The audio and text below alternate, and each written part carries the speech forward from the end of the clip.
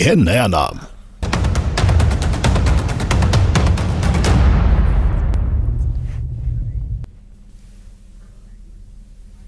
नमस्कार, न्यूज 18 आप देख रहे हैं और आपके साथ मैं हूं अंशिका पाठक। बुलेटिन की शुरुआत करेंगे अहम खबर के साथ। 21 जुलाई को मध्य प्रदेश के समस्त स्कूलों में गुरु पूर्णिमा का उत्सव मनाने के सरकार के आदेश पर कांग्रेस ने आपत्ति जताई है। कांग्रेस के प्रवक्ता की माने तो स्कूलों में सभी धर्मों के बच्चे पढ़ते हैं और गुरु पूर्णिमा पर स्कूलों में उत्सव मनाने पर अन्य बच्चों में हीन भावना पैदा होगी।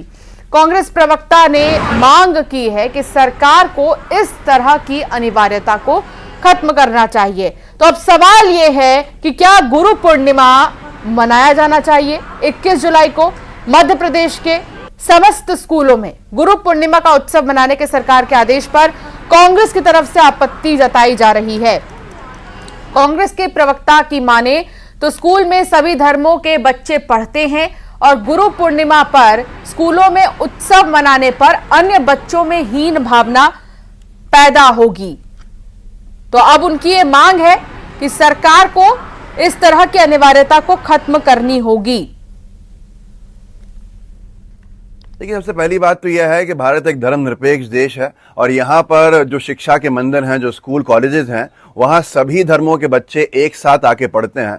तो यहाँ पे किसी भी स्कूल कॉलेज में किसी एक धर्म से जुड़ी किसी परंपरा का शुरू करना या मान्यता का शुरू करना, मुझे लगता है कि एक विवादास्पद स्थिति पैदा कर सकता है अगर वो अनिवार्यता की कंडीशन के साथ हो या कंपल्शन हो। तो ऐसे में कई सारे जो दूसरे धर्म के बच्चे हैं वो अपनी धर्म से जुड़ी परंपराओं की शुरुआत की मांग कर सकते हैं।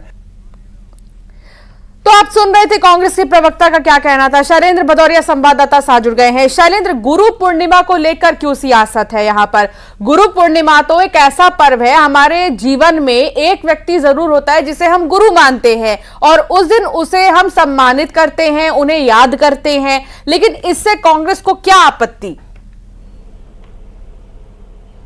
बिल्कुल बिल्कुल, आपने ठीक कहा कि किसी भी धर्म, किसी भी संप्रदाय में गुरु का एक स्थान होता है और उसकी एक विशेष दिन जो है वो पूजा अर्चना का प्रावधान भी किया गया। और उसी कड़ी में देखिए, कल मध्य प्रदेश सरकार ने एक आदेश जारी किया और कहा कि 21 जुलाई को मध्य प्रदेश के सभी स्कूल कॉलेजों में जो गुरु पूर्णिमा का उत्सव जो है वो मनाया जाएगा और केवल जो गुरु है, जिनसे आप लगातार शिक्षा दीक्षा लेते हैं, जिनसे आप संस्कार सीख रहे हैं, उनका जो है वो पूजन किया जाएगा। इस पर अब कांग्रेस को आपत्ति है। कांग्रेस के प्रवक्ता अब्बास हफीज का साफ तौर पर यह कहना है कि हर स्कूल में हर धर्म, हर समुदाय के बच्चे पढ़ते हैं और एक धर्म विशेष की अगर मान्यताएं या जो त्योहार हैं वो मनाए जाएंगे तो दूसरे बच्चों को दिक्कत होगी और कल के दिन वो भी अपनी मांग करेंगे।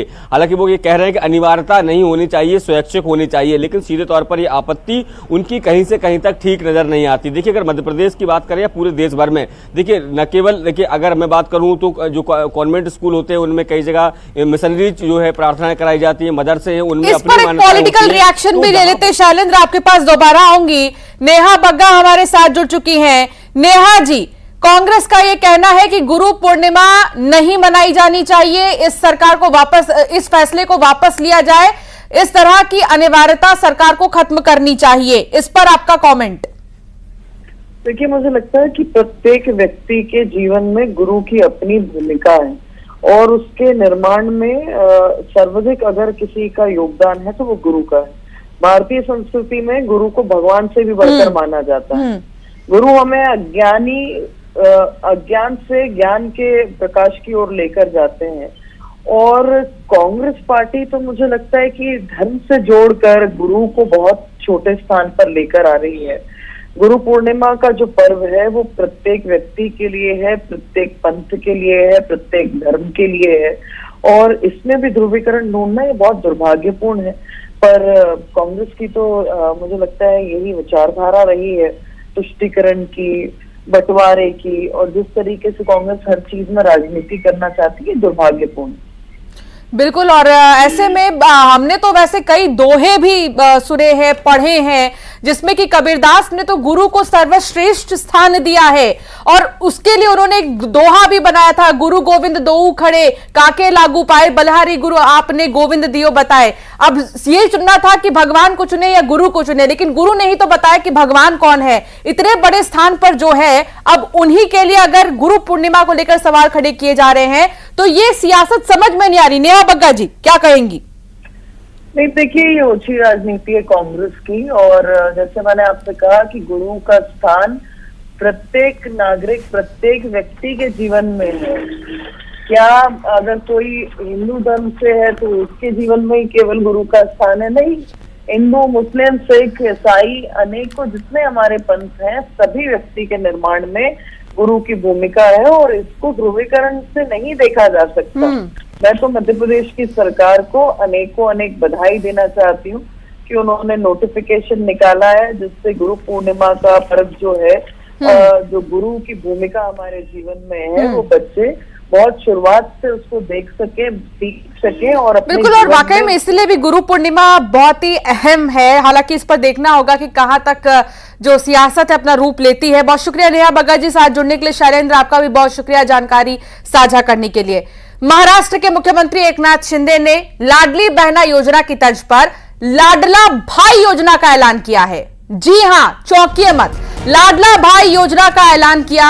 योजना के तहत महाराष्ट्र सरकार 12वीं पास युवाओं को 6,000 रुपए महीना देगी। 6,000 रुपए महीना।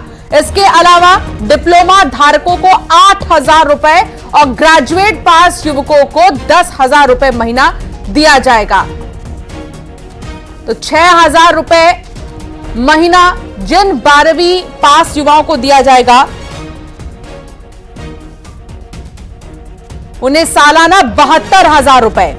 इसके अलावा ऐसे युवा जिन्हें 8,000 रुपए हर महीने दिया जाएगा, डिप्लोमा धारक जो रहेंगे उन्हें सालाना 96,000 रुपए और सीधे 10,000 रुपए के हिसाब से एक साल का 1,20,000 रुपए ग्रेजुएट पास युवकों को दिया जाएगा।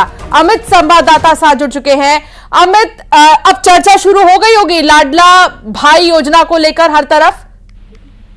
देखिए, निश्चित तौर पर सीएम एकनाथ शिंदे ने कहा है कि इस योजना के तहत हमारी सरकार हमारे राज्य के युवाओं को उन कारखानों में अप्रेंटिसशिप करने के लिए पैसे देने जा रही है जहां वे काम करेंगे। और इतिहास में पहली बार है कि किसी सरकार ने ऐसी योजना पेश की है। इस योजना के माध्यम से हमने बेरोजगारी का समाधान ढूंढ लिया और इस योजना के तहत हमारे युवा कारखानों में प्रशिक्षुता हासिल कर रहे हैं और सरकार उन्हें जो है वजीफा देगी। और मैं तो बताऊं कि लाडला भाई योजना के तहत कोई युवक 1 साल तक किसी फैक्ट्री में अगर अप्रेंटिसशिप करेगा तो जिसके बाद उसे काम का अनुभव मिलेगा, उस अनुभव के आधार पर उसे नौकरी भी दी जाएगी। और सीएम शिंदे ने यह भी कहा कि एक प्रकार से हम एक कुशल जनशक्ति तैयार कर रहे हैं और हम प्रदेश के साथ देश के उद्योग जगत को कुशल युवा देने जा रहे हैं। सरकार युवाओं को उनकी नौकरियों में कुशल बनाने के लिए भुगतान जो है करने जा रही है। और योजना के फायदे ये होंगे कि जो सीएम ने पंढरपुर में इस योजना घोषणा की, इस योजना के तहत 12वीं पास करने वाले युवाओं को 6,000 रुपए प्रति माह और डिप्लोमा करने वाले युवाओं को 8,000 रुपए प्रति माह, ग्रेजुएट युवाओं को 10,000 रुपए प्रति माह सरकार की ओर से जो है एक सवाल इसी से जुड़ा अमित, कि जो ये लाडला भाई योजना है इससे कैसे युवा जुड़ेंगे, क्या प्रोसेस होगा पूरा? देखिए, इनका ये कहना था, जब अभी अधिवेशन हुआ था तो लाडली बहन योजना जो है शुरू की गई थी, उसकी घोषणा की गई थी। तो उस पर जो है पूर्व मुख्यमंत्री उद्धव ठाकरे और विरोधी पक्ष ने ये कहा था कि खाली लड़कियां ही बेरोजगार नहीं, हमारे जो युवा है वो भी बेरोजगार है, तो सरकार जो है उनके लिए भी कुछ करना चाहिए। इसी के मद्देनजर जो है यहाँ असेंबली में काफी जो है बवाल हुआ था। इसके बाद जो है अब जाके योजना का जो है खुलासा किया गया। इनका ये कहना है कि जो बेरोजगार युवक है उनकी सूची बनाई जाएगी और उस सूची के आधार पर जो है जो अलग अलग काउंटर सेंटर खोले जाएंगे हर जिले में, उस काउंटर सेंटर पे जाके आपको अपनी डिटेल भेजनी पड़ेगी, साथ साथ आधार कार्ड और पैन कार्ड जो है वहां पे जमा करना पड़ेगा। उसके बाद अब इस योजना का लाभ ले सकते हैं। बहुत शुक्रिया जानकारी साझा करने के लिए अमित।